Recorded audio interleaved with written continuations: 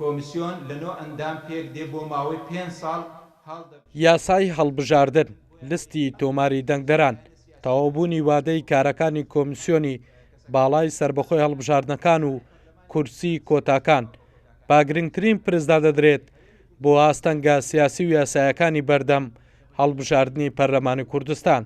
من پێم وایە ئەگەر نیەتێکی باش لەلایەن هێزە سیاسەکانی بۆ هەڵبژاردن کۆمیسیۆنەکە دەکرێت تەمدید بکرێتەوە، بەڵام کۆمیسیۆنی ئێستایی هەرێمی کوردستان کۆمەڵک کێشەی هەیە، داتای زانیاری دروستی لەبەردەستدا نییە، خۆی ئامادە نەکردی ئەو 2 ساڵە هەردانیشتون.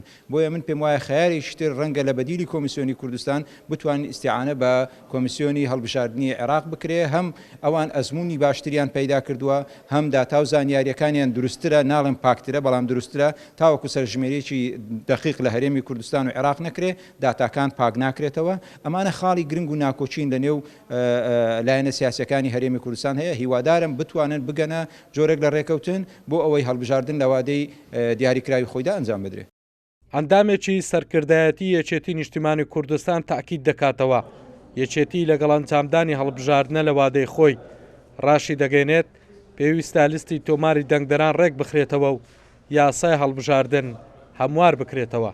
یەکێتی نیشتیمانی کوردستان لەگەڵ ئەوەیە کە هەڵبژاردنەکە لە کاتی خۆی بکرێت لیستی تۆماری دەنگدەران ئامادە بکرێەوە پاک بکرێتەوە لە ناوی مردوو یا خەڵکانێکی ترکەوە بابڵێن لە هەرێمی کوردستانین. هەموارکردنەوەی یاسای هەڵبژاردن چونکە ئەوەش چەندین ڕای جیاوازەیە کە ئێستا هەیە یەک بازنەیە ڕاهەیە کە 8 بازنە بێ 4 بازنە بێ ئەمەش کە قابلی مناقەشەیە سەبارەت بە کۆمیسیۆنی بابڵێن سەربەخۆی هەڵبژاردنەکانی هەرێمی کوردستان ئەو ماوەی یاسایی بەسەر چووە بۆیە پێویستە یا هەڵبۆشێنرێتەوە یا ئەوە تا ئەو لایەنە سیاسیانی کە ئەندامیان هەیە لە ناو هەیئەتی کۆمیسیارانی ئێرە نوێنەرەکانیان بگۆڕن بە کەسانی تر.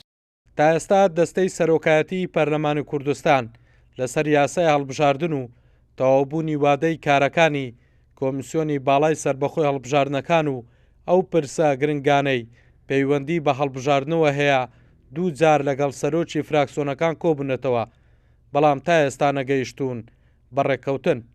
هەڵگورد ئەحمەد، کورسات نیوز، هەولێر.